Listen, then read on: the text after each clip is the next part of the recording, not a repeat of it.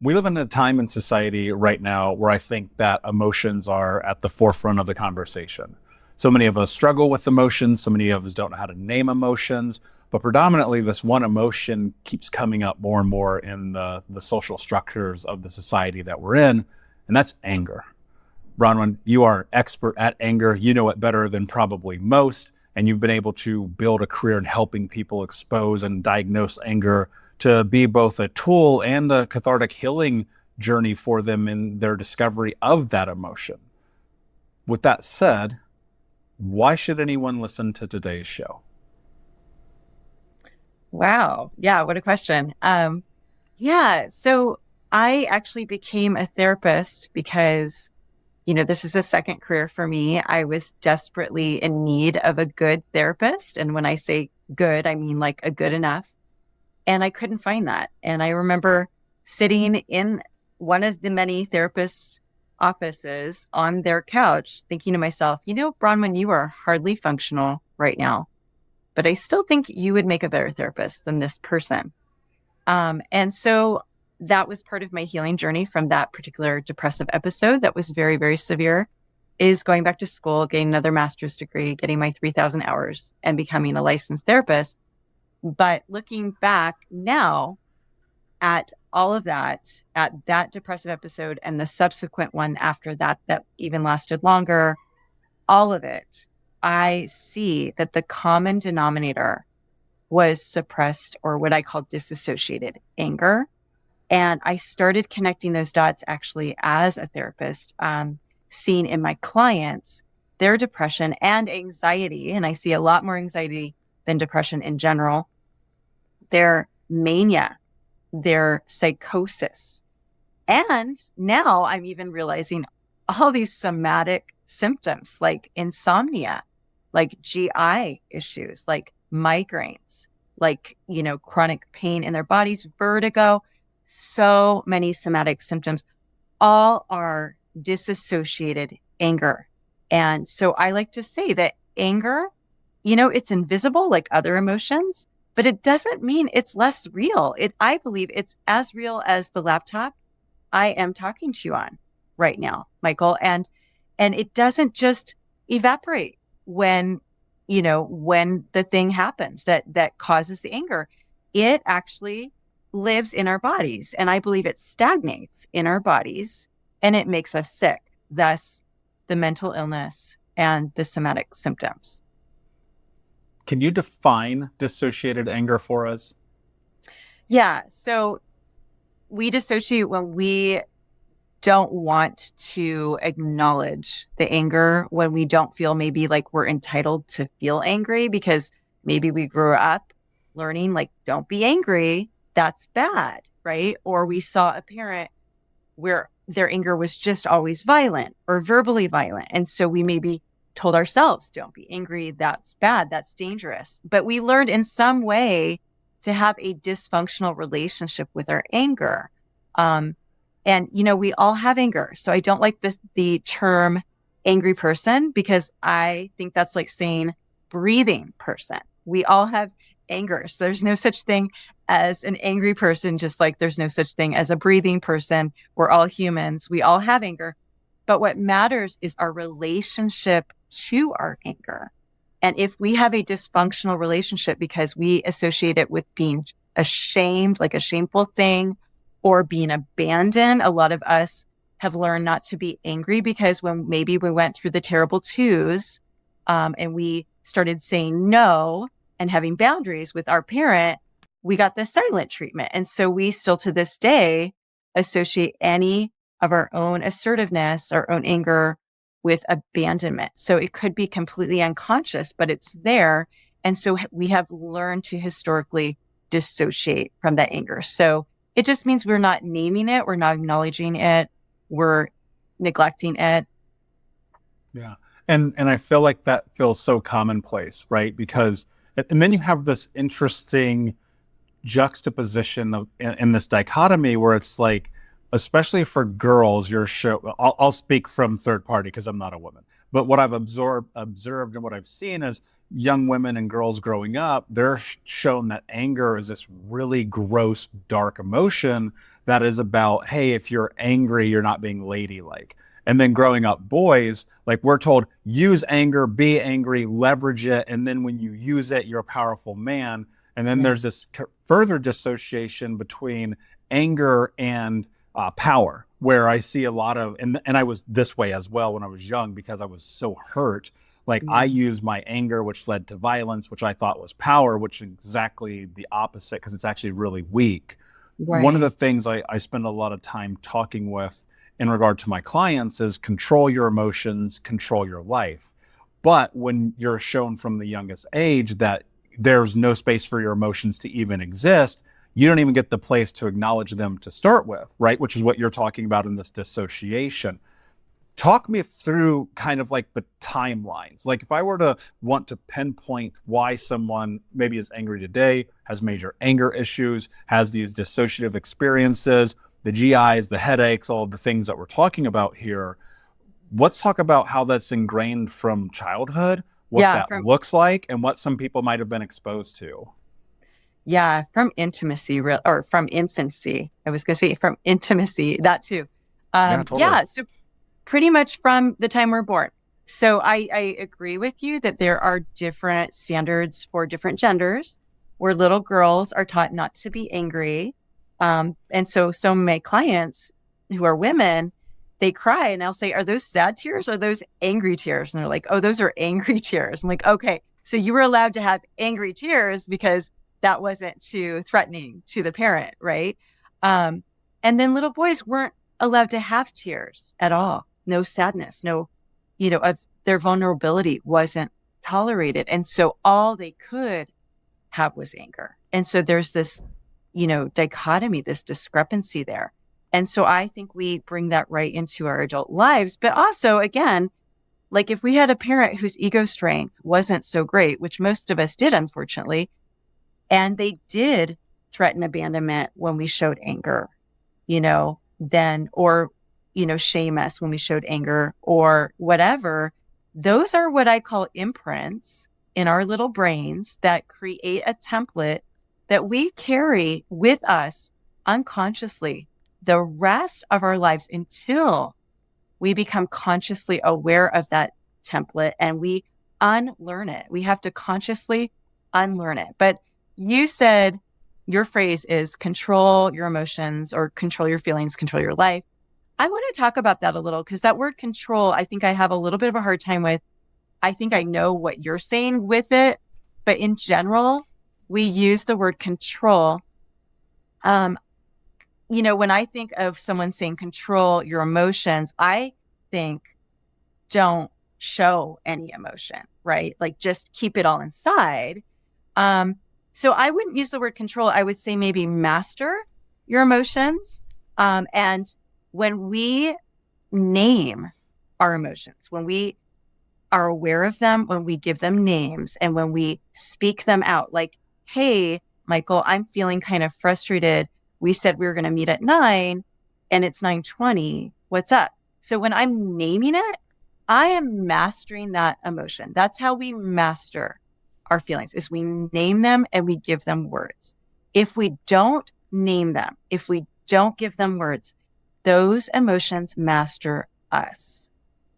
Yeah, entirely. And for context and clarity, same, but different, right? What you're saying, what I'm saying, same thing, different terminologies, different phraseology. Yeah.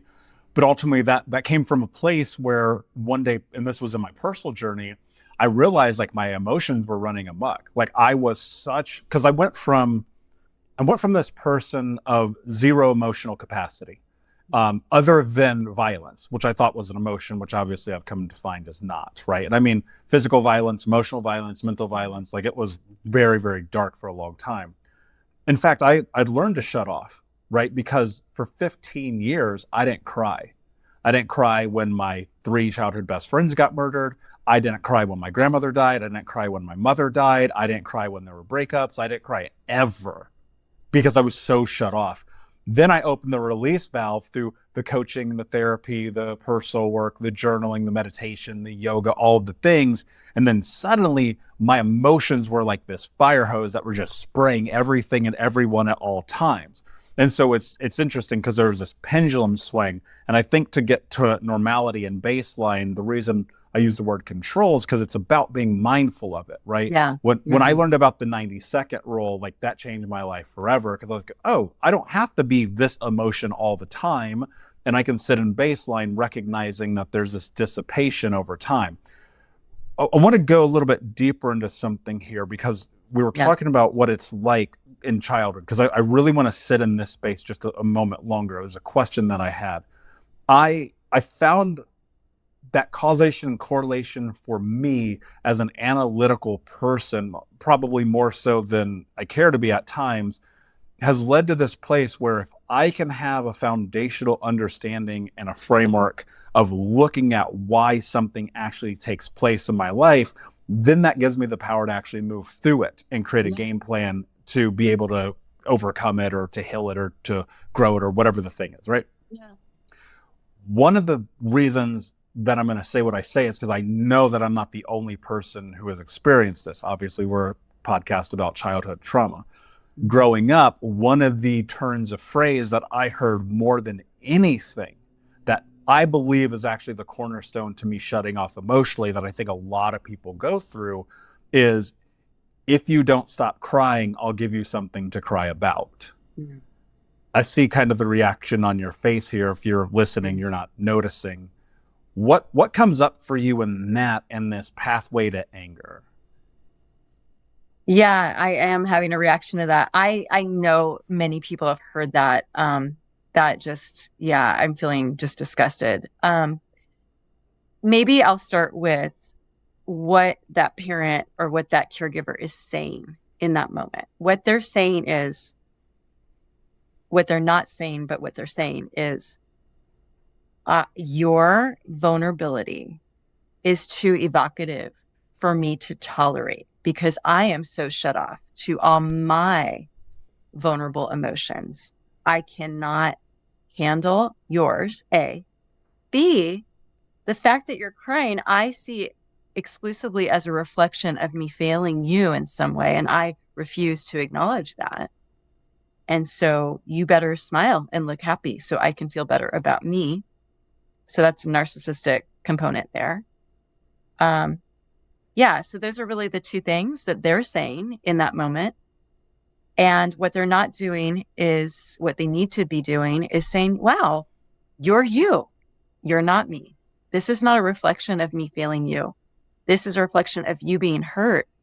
And when someone's hurt, they need a hug. They need to be understood. They need someone to be a mirror to them and reflect back to them what they're seeing and saying, wow, little Michael, like you look really sad. Tell me what's going on. Would you like me to hug you? Would you like to talk about it? I want to hear. Why is vulnerability, especially in that context, so terrifying to people? Shame. Because so let me talk about shame. So shame is not an emotion. So here's why. Shame is a feeling, for sure, not an emotion. The word emotion, emotion, it stands for like something that is there to give us movement, to elicit movement, right? So babies are born into the world with the whole gamut of emotions. They have anger, they have sadness, they have, contentedness and happiness. But they are not born into the world with shame. Shame is not native to humans. It is not inherent. It is a feeling that comes, it is taught. It's a social construct and it's taught through other humans. So shame is not native. I see shame as the enemy of all humanity.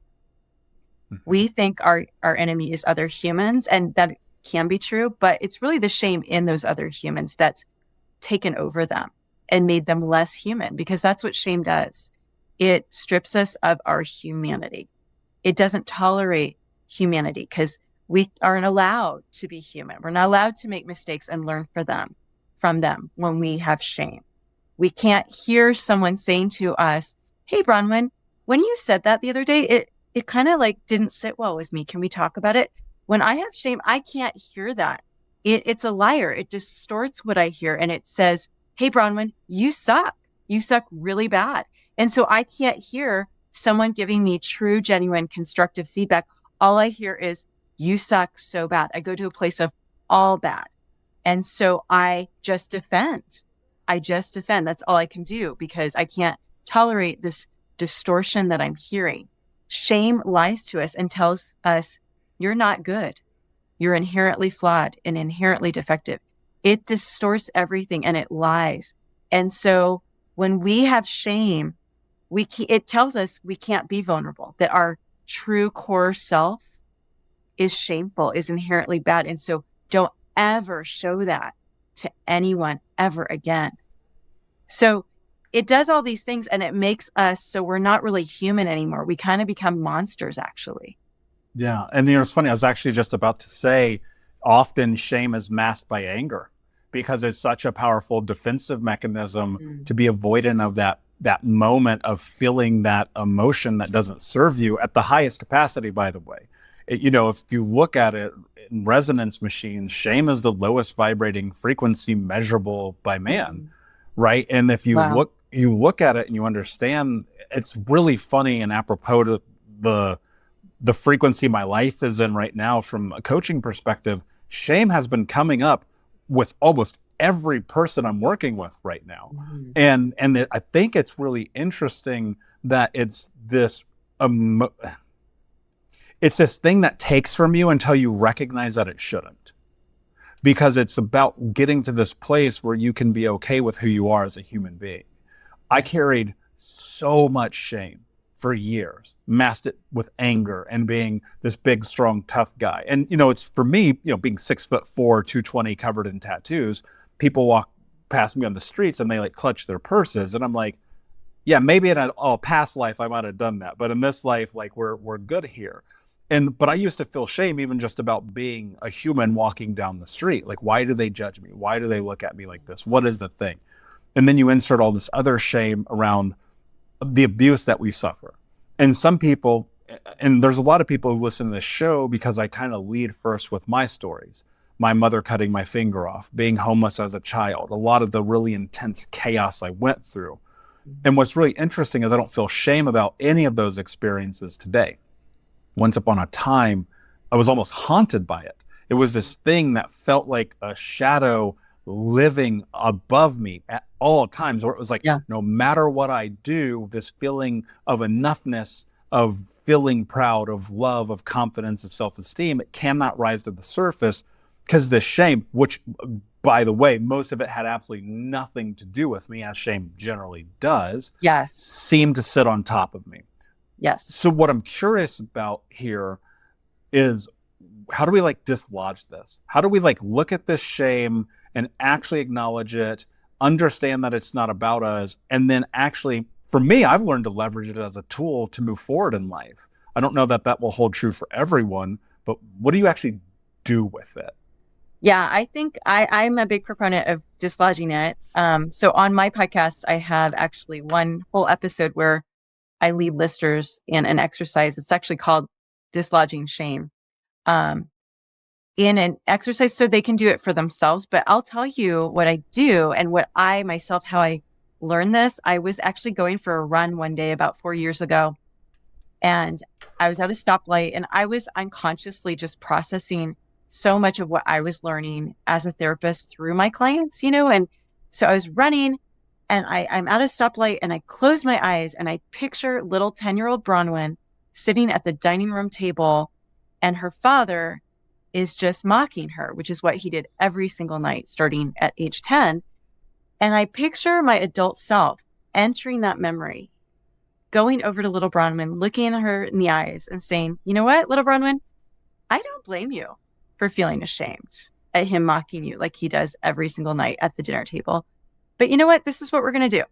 Let's put all the shame you feel in this big cardboard box, and we're going to return to owner. We're just going to say, here you go, Dad. You know what? I realized this was never ours. This was never ours. This has always been yours. And we're going to return to owner right now. Do with it what you will. But it's not ours. And I did that. And something in me shifted that moment so profoundly. It was like I was a different person, but saying that, it was like I was me for the first time. And I have learned, again, as a therapist, shame lives in our gut. Like it literally lives in our gut. I think most digestive issues, people are feeling shame. But you know what else lives in our gut? Is our self, our core essence is also in our gut. And so when we have shame, it severs us from ourselves. It exiles, it kind of takes that place. It kind of exiles us from ourselves. And so we don't trust ourselves. We don't believe inherently that we are good, a net good, not perfect, but good. We don't believe that. And we don't trust ourselves. And we end up not being true to ourselves. We betray ourselves.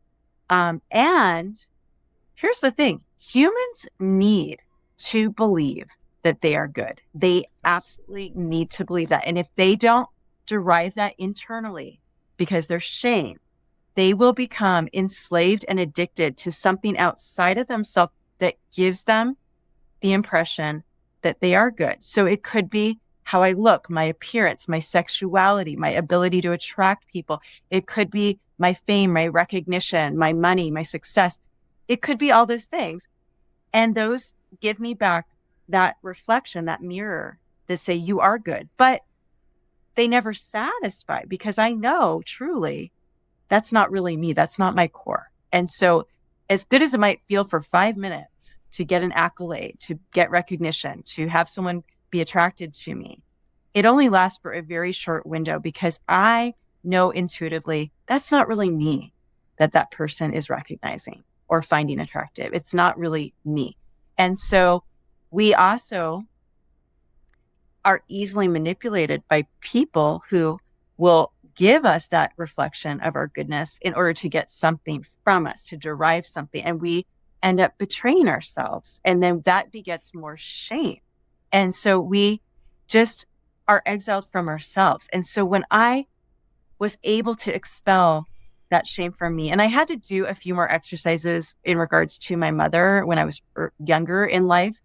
But that day, that big chunk of shame was dislodged.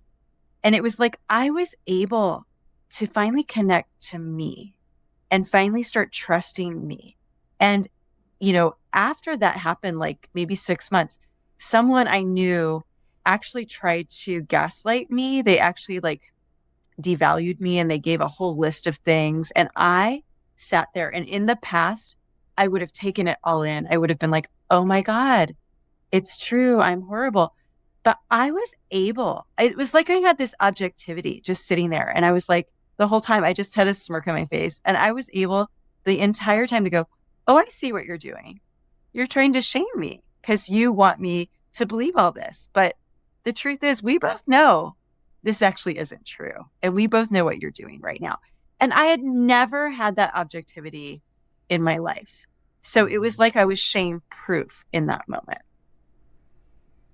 Yeah, that's so powerful. And, you know, a big part of what I hear there is like, especially in this moment, you're having this run, there's a moment of processing and letting go. And I've had that moment too, where you finally come to awareness where you're like, this isn't my responsibility. One of the things I constantly talk about with my clients is trauma is like owning a house. And you go outside every single day, and in your front yard is this trash. You don't put the trash there. And for a period of time, you're going to walk over that trash. It's just gonna be there. You know it's there. You're cognizant of it being there. Maybe you're not fully aware, but in the back of your mind, you're consciously aware. And then one day you go, oh, wait a second. This isn't my trash. And then at some point you go, oh, wait a second. Not only is this not my trash, and this sucks, because this is the part that really sucks about it. You go, I have to actually clean this trash up. I didn't put this trash here, but I have to clean it up. Mhm. And for me, it's part of the acknowledgement and letting go and the cleaning and the removal and then the process of the rebuilding, because where that trash once sat, that soil Mhm. becomes dilapidated and it becomes Mhm. tarnished and maybe it's salted. And so now you have to come in and you have to re-tend to that soil, or maybe tend to that soil for the first time ever. Mhm. And then Mhm. through that, you plant these seeds that ultimately become the life that you live. And Mhm. that's this process of creating yourself and getting to that place which you're talking about, of allowing yourself to live, allowing yourself to exist, to be who you are Mhm. without the shame and judgment of who you are. And what's so hard about that, it almost is like a light switch, because I Yes. vividly remember this moment in my 20s, my late 20s, where I was like, you know what? Fuck this. I'm going to Mhm. be me. I don't care if you don't like me, Yeah. because I walk down the path as many people do who are enmeshed and emotionally groomed and all the things that we go through, who become people pleasers, yes people, Yeah. and maybe even borderline, and I thought this was me for a long time, sociopathic. And then I just realized I needed a hug. And so what happens is you start to play this game with yourself where you're like, can I be me today? The most difficult element, though, of the being you is to reconcile the shame that you have that actually starts at 10 years old at the dinner table, through the mocking and the criticism. Mhm. And this is my personal view on it. The cuts, the scars, the burns, the surgeries, the abuses, the physical things that I went through pale in comparison to the criticism, the Mhm. less than, the you don't matter, the you're not important. Because that psychological warfare is Yes. so much difficult to heal because you don't get to see it. Like, I can look at my finger and I can see where the skin is healed, where I had the 5 surgeries, where, even though it's discolored, like, it's still there and I can visually put my eyes to it. You can't visually see Yeah. the emotional wound. Yes. Yes. So let's walk this path a little bit deeper, right? Because Yeah. there was a masking that I brought up earlier of the shame with anger, because it was like, if I cover this with anger, nobody has to see me. How do you become you? Like, how do you become you and allow yourself that process of letting go? Like, Yeah. what is the mind game we're playing with ourselves here? Yeah. So I think, you give back the shame. And the thing is, as a child, children do not have objectivity. First of all, I want to say shame I see is the residue of all our childhood trauma. And when I don't think I love the word trauma right now, because so much of that comes from neglect. And most people don't associate just neglect with trauma. They associate, like what you're kind of stipulating right now, is the actual physical abuse. They're like, okay, that's trauma. I just, experienced neglect, but neglect is, like you're saying, neglect sends the message you don't matter, which is exactly what you're positing right now. You're saying that was the most hurtful of everything. It wasn't the abuse, it was the you don't matter. And so, but all of that neglect, all of the rejection, all of the emotional abandonment, all of the abuse, the residue of all of that is shame, because that child thinks, oh, the reason I don't matter is because I'm defective somehow. And so we don't have that objectivity as children. And so when I do that exercise, where I went back and helped little Bronwyn see, no, no, no. The shameful one right here is him, not you. Right.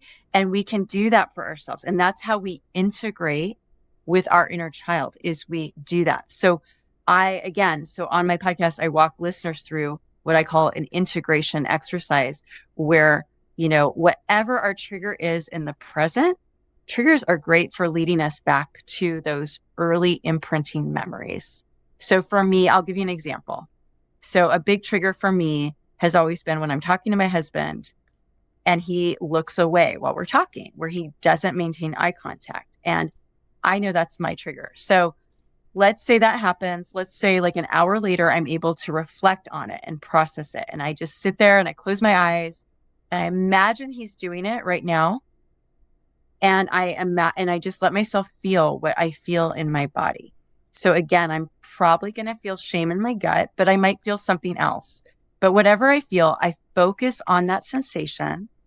And I now let my mind just float back passively to the first time I ever felt that same sensation in my body. And that will lead me to an imprinting memory.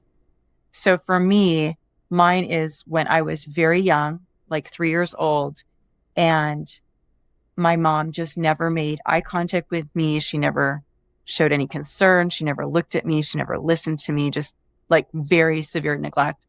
And, I picture 3-year-old Bronwyn, and I picture that I go to her, I look her in the eyes, I get on her level, and I say, little Bronwyn, I know that when your mom never looks at you or shows any interest or concern or listens to you, that you feel like you're not important, like you don't matter.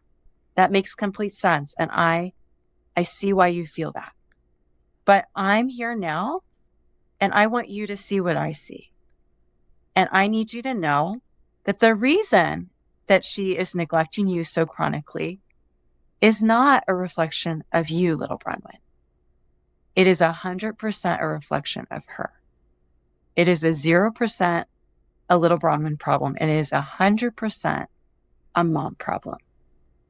And I need you to see that. And I need you to know that that is true. And little Bronwyn, I am sorry that I have actually neglected you too. I have related to you exactly like our mother related to us. And I have also emotionally abandoned you.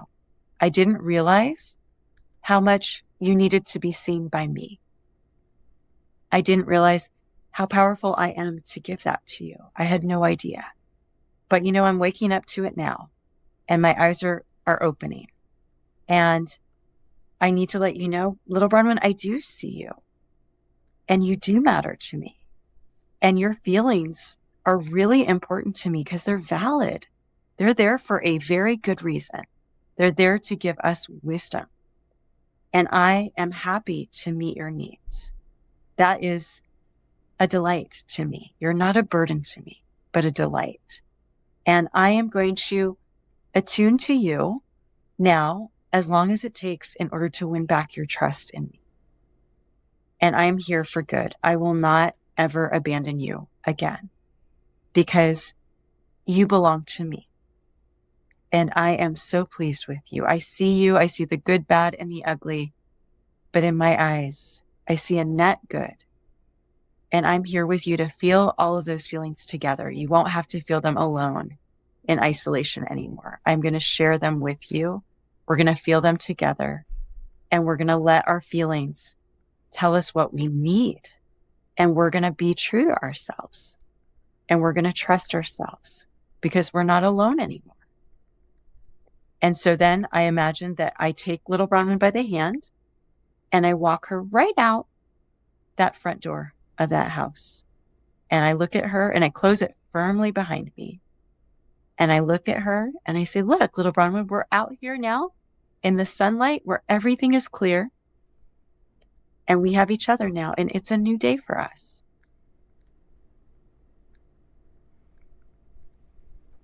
Okay. Easier said than done. I think you both of us can agree with that, right? And you're practiced in it, so it comes out very fluently, right? And that's an experience that I have too. And one of the things that I think about as you're doing this is, one, it's very beautiful, by the way, because that inner child work is very uncomfortable. It is, especially in the beginning. But in the discomfort, that's where we grow. And that's one of those actions that I remember having these moments sitting down in therapist's office, walking through processes like that, and just being like, am I really doing this right now? Like, am I really doing, and it was this massive sense of resistance, right? I felt a shame come up because of the fact that I was even having to do that then turned into anger. And then I'd be like, I can't believe I have to do this right now. Yeah. What I'm curious about, because I look at communication, especially internal communication with ourselves, as this framework for creating the space to allow ourselves to sit in discomfort. But I know that people who will listen to this, some, I can't speak for everyone, may feel this immense sense of anger towards themselves, where they're not even going to allow themselves to walk this path, where the resistance to the idea of an internal dialogue being kind might as well be telling them to go build a rocket ship and land it on Mars. Yeah. What do you do with the self-anger? What do you do with the self-hatred? Yes. How do you sit in those things to walk the path to a narrative of communication that is actually healing, when every day you're starting off with, I hate myself? Yes. So self-contempt and self-disgust is shame. Those are all the same thing. Those are just different facets, different terms. They're all the same. So yes, I think that's a really good point. Before we can get to that place, a lot of us need to see the shame where it came from and give it back, so we can get to that place of vulnerability in order to do that exercise for ourselves. So we do that by just, getting that objectivity for ourselves. Just saying, you know what? Who was shameful here? Who was shameful to mock a child every night at dinner? Who was shameful to neglect a child so chronically every day? Who's the shameful one? Whose job is that? Is that the parent's job versus the child's job to somehow, perform for the parent, to win their attention when they're just a little toddler? No. So we can definitely do that through all of that. We do need to be at a place where we're going to be able to give the shame back to the parent, even in our imagination. We have to be able to differentiate from our parents. Not everyone is, wanting to do that, but we have to. In order to integrate, we have to differentiate. Those things are two sides of the same coin, right? So if we're going to integrate into wholeness, we have to differentiate from our parents. It doesn't mean we have to end our relationship with our parents necessarily. For me, I did have to do that, but it's not necessary for everyone. But we do have to have the objectivity to at least get angry and say, you know what, that wasn't okay. Does it mean we need to confront the parent?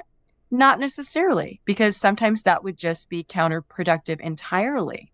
But we need to be able to get angry for ourselves on our own behalf and say, oh my God, what the hell? What the hell was that? Why did that happen? We need to be able to do that.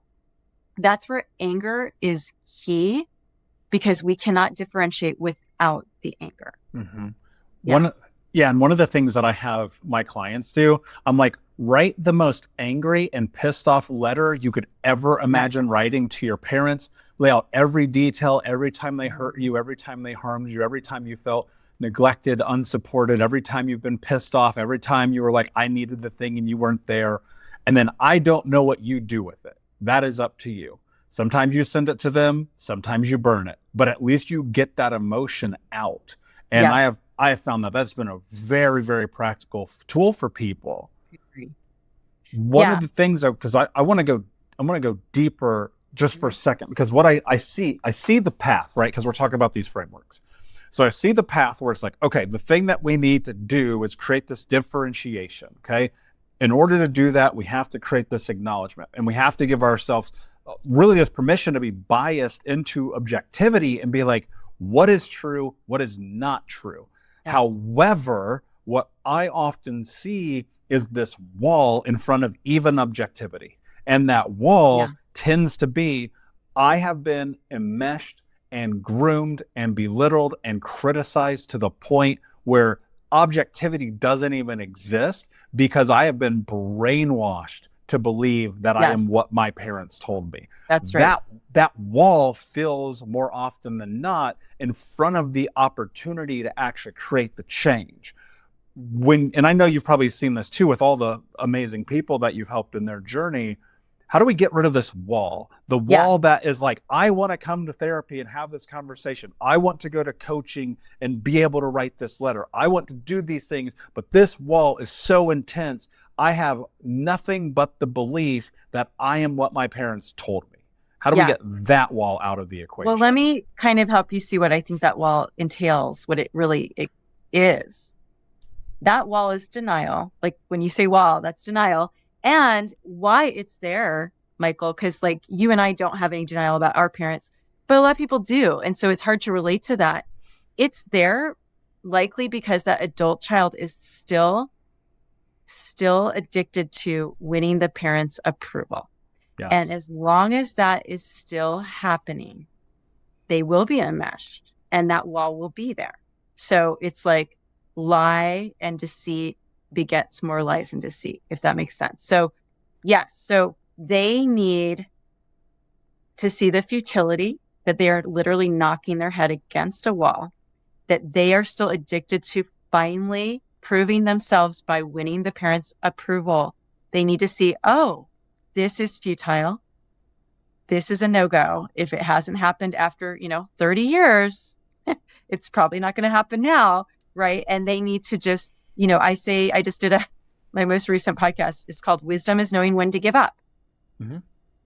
It's time to give up. It's time for me to give myself that approval. And so again, that's another integration exercise. We give ourselves that approval that we have been seeking our entire lives desperately from the parent. So again, It's the same principle where that differentiation and the integration go hand in hand. When we give it to ourselves, we're able to go, oh, you're like just the guy behind the curtain. You're not the Wizard of Oz. You're just the little pathetic man behind the curtain to the parent, right? Right. Yes, and some tracking. But I think there's still one part of the equation that we have to expose. I think we're almost there because I've been playing this out in my head for really my whole life, to be honest. Okay, so the wall is this idea of denial. Copy that. That makes sense to me. All right. The denial is the addiction to winning our parents' approval, right? Yes. That becomes subconsciously embedded in us, right? Yes. I think that subconscious embedding comes from, if I do not get their approval, then I will be abandoned. And since I have the fear of abandonment, I have to stay in this chaos. I don't think it comes from Does abandonment. that track? I don't think it's from abandonment necessarily. Okay. It definitely is, close to abandonment. But I think it's so I can prove to myself that I am good. Because going back, all humans need to believe that they are good. And if we don't do that internally, we're still addicted to getting it from others. And so also, honestly, a really good parent, which is so rare, will give their child that approval enough that the child does internalize it. I mean, that's how it's designed to work, where the parent sees that child, that the parent hears that child, the parent acknowledges the child enough and goes, wow, that's interesting. I hear what you're saying. And that child then internalizes that. And so they have that, I am good. I am seen. I am heard. I am important. But most parents don't do that. And when they don't do it, we're still as adults trying to get that from them. And that's the enmeshment.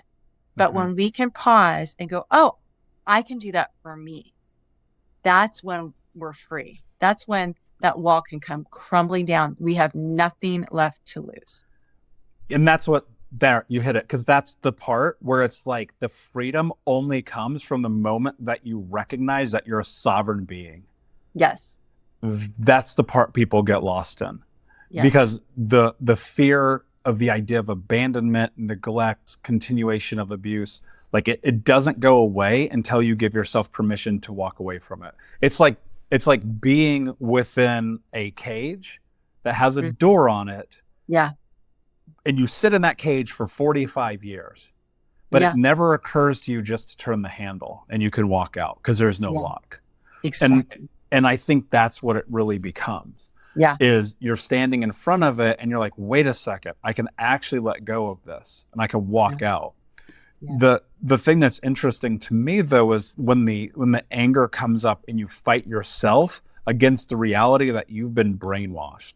Mm-hmm. And I had this moment, and I've shared this on the show before, I was 18 years old.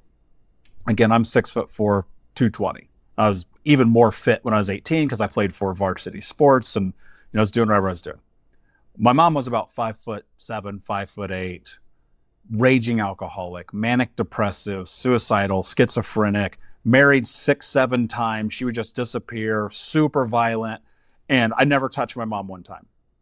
And one night I'm in my bedroom and I'm like listening to music in bed. I'm like totally disconnected from the world, just trying to have some space of peace, living in a house with like 10 other people. So it was a rare moment. And she barges in the door, trashed, and starts attacking me. Yeah. And that night, I kicked her to the ground. I did not strike her. I just like kicked her. I stood over her and I said, if you ever touch me again, I'll kill you. And I meant it because she had beat the crap out of me alongside my stepfather pretty much since day one. And what I realized in retrospect, going back to that moment, the thing that I was doing, I was giving myself permission to be free of the tyranny of her experience as a human. Yeah. And I would not be here without that. Now, a moment of anger became a catalyst for me that was parlayed with like survival, and the instinct kicked in of being like, you know what, I'm done with this. Yeah. There's a moment that I think everyone needs in adulthood to create the separation. Yeah. And I'm not saying that you have to do what like you and I did, which I'm so curious if you want to share your story in this too. But I don't know that everyone has to be like, you know what, I'm never talking to you again. Yeah. But I right. do believe that everyone who has walked down this path, who now have these major anger issues, who have shame, who have guilt, who feel dissociated from themselves, who are trying to move away from their parents, but feel the addiction calling to them and the wall that keeps them blocked from the framework of change. I think you have to have that moment where you're like, I'm done with you guys. I need to be me. Yes. That's it. It's like that aha, like, oh my God, I am going to be a reincarnation of you if I don't separate from you. And that separation isn't about physical separation as much as it is about like, it's like that objectivity, like, oh my God, there's no hope. You know, what that was, you know, what I'm hearing you have is like, there's no hope. I can't, you're a monster. That was definitely what I had with my father. It wasn't that long ago. It was like a couple years ago, actually. My mom I knew was a monster, but she had just died. And I was playing therapist to my dad at the time. And he got mad at me because I don't know, I didn't read his mind on something. And he like changed what he said and he started yelling at me on the phone. It was the day my mom was dying. And I just hung up and I felt kind of bad, but I'm like, I'm sorry, you don't get to yell at me like that. And it was also very reminiscent of when I was living with him when I was a teenager. And I'm like, no. So I hung up. I get an email later that night and I open it and I'm thinking, okay, he'll apologize. And instead of apologizing, he basically was like, you know, I really appreciate you being there for me during this time. But when you hear the grit in my voice, you need to recognize it and learn to back off. And I'm like, wait. Oh my God. I know your wife of 50 years is dying, but she's also my mother of 50 years. And why is it only about your feelings right now? Why are only your feelings important? Do you ever think I might have feelings and you want me to be better at like attuning to your feelings? That's what this email is about. And it was like all of a sudden, all these lights came on. And I'm like, oh, wow, it's always about your feelings. It has always been about your feelings. And you're so sick because you know what? My feelings matter. And so I basically wrote him an email because I knew he'd never listen on the phone. So I wrote him a bunch of emails and just saying, this is the pattern in our entire life. Like this has been the pattern. It's always about you and your feelings. It always comes back to you. If you don't apologize, if you don't own this and do better to become a safe person, we're done. And he didn't apologize. So we haven't spoken in a couple of years now, and we probably never will again. And I'm fine with that. And the longer it's been, the more fine I am because the more objectivity I have. I just, you know, memories will come and I'm like, I can't believe he said or did that. Like I have just more clarity. And endless hope. But it's also the first time I had insomnia for 30 years. And when that light came on about my dad and I started feeling the anger and starting having that objectivity and created that ultimatum, which ultimately led to the boundary, I was able to get off all my medication and I started sleeping like a baby. And that's how it's been now for 2 years. So I see this in my clients where they have insomnia, where they are physically sick. We get better. It was like my body was trying to tell me for 30 years, wake up, Bronwyn, wake up. You know that your mom's a monster, but you need to see your dad is too, so you can have a boundary. I didn't listen for 30 years. And I want other people to not go through the suffering that I did. I want other people to wake up. It was like my body was like, don't be dormant. Don't close your eyes. See what I see. Yeah. And that's an intense moment, right? Because when you cognizantly recognize that and bring your awareness to the moment, you're like, why didn't I do this sooner?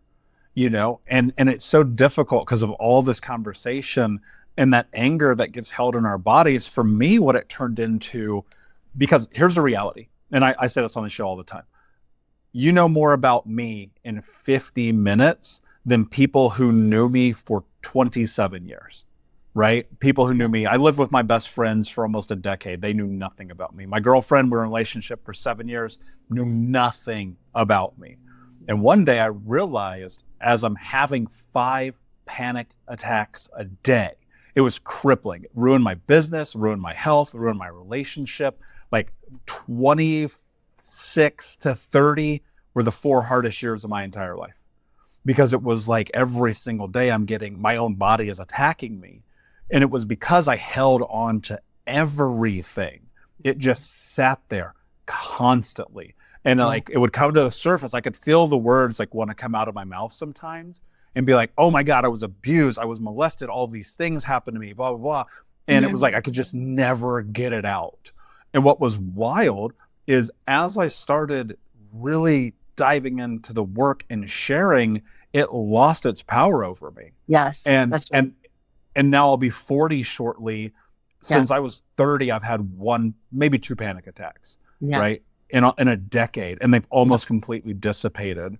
Because it is your soul screaming at you. It's like, no, you've got to deal with this stuff. Yes. But then again, we're going to circle back into it. We feel angry at ourselves because we're like, why didn't you do it sooner? And one of the things that I always try to remind people is like, the timeline's the timeline. It takes awareness to get to the moment of dealing with it. But then once it's in front of you, now it becomes responsibility.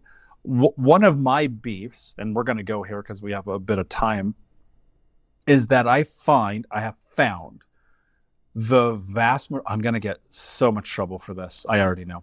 The vast majority of therapists don't know how to actually help people. No, they don't. And you are a therapist, so I'm going to give myself a get out of jail free in the context of this conversation, but I know I'm going to get the emails. It's michael@thinkunbrokenpodcast.com, by the way. Bring them on. So my experience was that the vast majority of therapists don't know how to help people, in part one, because the human experience is far too complicated for people to actually understand when you get into the nuance of the individual. And you're given these blanket approaches to be able to help navigate the experience. And 2, because they're still fucked up themselves.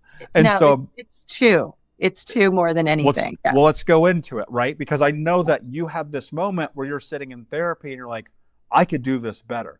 That was my experience in coaching. I was like, I can do this better. Mm-hmm. Track that for me. Where are the therapists missing the boats? What do people need to be aware of? Are there services like BetterHelp that aren't actually beneficial? Again, I'm going to get flamed for this. It's fine. But tell me, just from your experience, because you had the same thing I had, where it's like, I could therapy myself better than this guy. Why am I here right now? Yeah. So there was one thing I heard consistently throughout my graduate program, that from all my instructors, no matter what theories they adhered to, which was the best therapists have done their own work. it's kind of like, I think there's actually a book called The Wounded Healer. It's about that. Yes, great book. Okay. Yeah. So it's like that. And I feel like I kind of like lived that, in that I went searching for a therapist. I had to become a therapist to be my own therapist. And all of my own depressive episodes, I had to figure out on my own. I had to like climb out of the pit myself. I think you kind of did something similar. And when we do that, when we learn, experiential knowledge cannot be taught in a classroom. It cannot be taught from anyone else. We have to live it. And that's what wisdom is. Wisdom is experiential knowledge. You only can live it to know it. And so even kind of getting back to when people say, why didn't I do this sooner? There just weren't all the right factors. Like it wasn't the right time, and it wasn't the right time. Like things weren't ripe, right? But we go through things, and our eyes, if we allow our eyes to be opened, if we allow ourselves to feel our feelings, if we say, okay, this is going to hurt, but let's do this. If we're open to that, we learn and we get wisdom, and we get wisdom every step we take, fighting for our own lives to climb out of that pit. And that's the only way we actually learn it. Now, can you do that in therapy? Sure. But can you do that just depending on that therapist to do it for you? No. We participate in our own deliverance. We participate in our own deliverance. No one can deliver us. We have to do that. And as we do that, we get wisdom, and those make the best therapists. Unfortunately, those are few and far between, but that's it. So you can go to a therapist, and you might say something that's so wise, and they kind of look at you and they're like, I don't know what to do with that. And they're going to try to save face by saying, well, what about this? And they're going to use one of their, methodologies, but it's really about them saving face. It's not about them understanding and learning from you. And as a therapist, you have to have a humble posture, and you have to be like, let me learn from you. Tell me more. When do you think that began? What do you think prompted that? You have to just be a learner and have that disposition. So I would say those two things make for the best therapist. Yeah. It's funny. The therapist who helped me the most was the guy whose own mother had cut his throat. And so, I sat across from this guy, and it was so life-changing for me, because there's no way that man could sit there in front of me having not walked down the path of hell. Right. And that's betrayal at the highest level.